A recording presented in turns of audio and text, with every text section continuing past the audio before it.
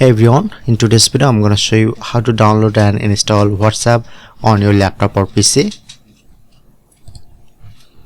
So simply at first open your start menu and search to Microsoft Store and open your Microsoft Store. Then you get search option, search to WhatsApp.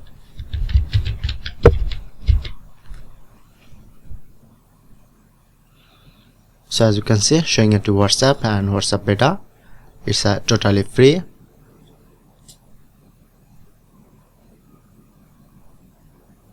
Click on to get.